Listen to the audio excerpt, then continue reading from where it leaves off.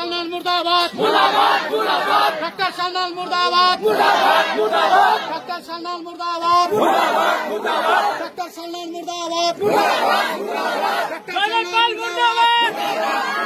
BJP BJP BJP BJP আমার কথা কি রে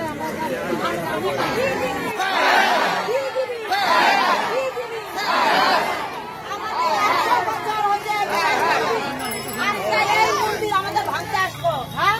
100 বছর 3 পুরুষ 4 পুরুষ চলে গেছে এতগুলা পাবলিক কোথায় যাবো হ্যাঁ এই যে মোদি যে গরিবদেরকে ঘর বাড়ি দিচ্ছে গরিব মানুষ মানুষের বাসা বাড়িতে কাজ করে খায় এই ঘর বাড়িগুলা নিয়ে কি ভেঙে দেবা ঘর হ্যাঁ মানুষের কাছে ধার করে কষ্ট করে ঘরে এগুলা যাবো কই এখনো ঋণ পাতি সৌদি হয় নাই কি হয়েছে মানে কি হয়েছে আপনার কি হয়েছে ঘর বাড়ি কে করছে এই বিজেপির লোকই সবাই সব করতেছে ডিসি সামনাল খান্নাল কি কইছে আমাদের বিজেপির লোক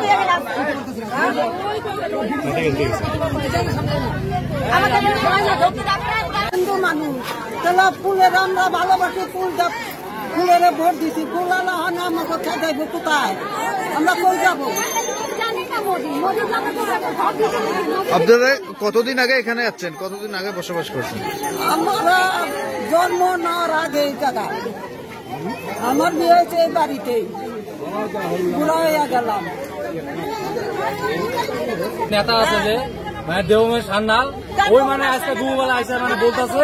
যে মানে আমগো 100 বছর পুরানো কালীমার যে মন্দির আছে বলে এই মন্দিরটা বলে ভাঙতে লাগবো এই মন্দির ভাঙবো আর এই পাড়া সুতা বলে ঘর বাড়ি সবাই ভাঙ্গা বলে উঠাবো মানে আমাকে হিন্দু মানুষ একটা মানে সান্যাল এত বড় একটা কথা কয়ে এখানে গেছে যে মন্দিরটা বলে ভাঙতে লাগবো সবার ঘর বাড়ি উঠিয়ে দেবো এটা কি মানে কোন কথা কইছে এটা যুক্তি কথা এই ভিডিওটা মানে সবাইকে এতই করে জানে হেমন্ত বিশ্ব শর্মা জানে মোদী সরকারের কাছে যায় জানি এই যে সব গরিব মানুষ আছে সবাই মোদী সরকারের ঘর পাইছে এখনো টাকা ঋণ পাতি করে ঘর বানাইছে কারো টাকাও শোধ নাই এইভাবে এসে কথা বললে হবো নাকি সান্যাল স্যার কি কারণে ভাঙিব বলে কইছে মানে জাহাজ কোম্পানি যে জায়গাটা আছে মানে ডাঙর করিব বলে আমরা এদিকে বলে রাস্তা বলেই করবো বলে রাস্তা বানাবো এখান থেকে এটাও কথা কইছি ডেভেলপ করবো কইছি গরিব মানুষের কোনদিন হবো নাকি যদি আছে গরিব মানুষকে একবারে মাইরে দেব একবারে মাইরে দিয়া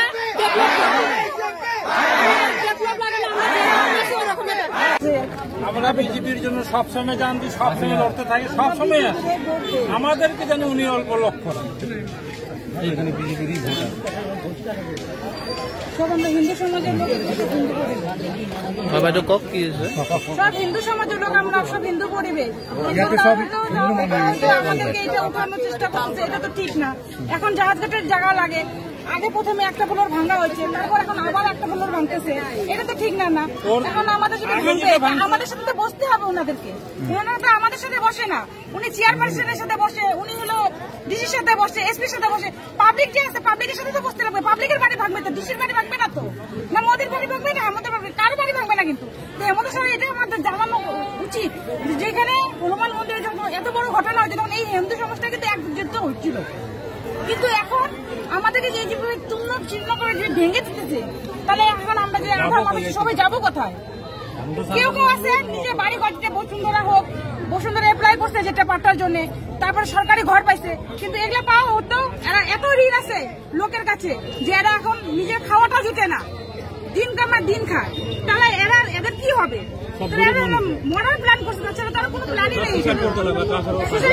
আমরা ভাবছি এতদিন পরে বিজেপি আসছে আমরা ভাবছি এতদিন পরে বিজেপি আসছে যে আমাদের একটু রক্ষা হবে হ্যাঁ দেখলাম যে আমাদের উপরে দেখি আমরা এতদিন ধরে ভোট দিতেছি বিজেপিকে আমাদের কোনো সুবিধা পাই নাই জাস্ট এখন সুবিধার মানে আমাদের আমাদেরকে ভাঙে যাবো কোনোদিন ভোট দিব না আমি তো দিব না এটাই জানি আমাদের সিএমের কাছে জানি এই খবরটা যায় আমাদের কাছে সান্যালকে একটা কথা আমি বলতে চাই চ্যালেঞ্জ করতে চাই ধন্যবাদ আমি যতদিন জিন্দা আছি এই মন্দির আমি ভাঙতে দিব না হয় আমাকে মাইরা তারপরে এই মন্দির ভাঙতে লাগবো আমি এই মন্দির ভাঙতে দিব না হয় আমাকে মারতে লাগবো তারপরে মন্দির হিমন্ত বিশ্ব শর্মা যখন আমাদের ঘর দেওয়ার পরে আমরা পাকা পড়া ঘর হয়েছে আমরা এক বছরও হয় না কেউ কেউ হয়তো বহুত কষ্ট ঋণ ধার করে 1 আমরা ঘরে এখন স্থায়ী নিচ্ছি, কিন্তু এর মধ্যেই এখন আমরা পাকা ঘর থেকে আবার আমাদের ওই ঝুপড়ি ঘরে আমাদেরকে মানে এখন যেতে লাগবে, যেই ব্যবস্থা করছে। তাহলে আমরা কি করবো? তাহলে এই সরকারি ঘটনা হয়। ইয়াত কিমান ঘৰ মানুহ, কিমান মাটি কালি যাব, কিমান মাটি আছে? এখন মাটি এখন অনেক কত বিঘা মানে হব, এটা বড়রা কেই নম্বৰ ৱাৰ্ড, কেই নম্বৰ ৱাৰ্ড এইটো? এটা 11 নম্বর ওয়ার্ড বাহাদুরটারি 3 নম্বর আর 11 নম্বর দুটো। হেমন্ত স্যারের সাথে এটা একটা রিকোয়েস্ট যে আমাদেরকে যেন কোনো ভাবে ব্যবস্থা করে, আমাদেরকে যেন আমাদের উচ্ছেদ না করা হয়।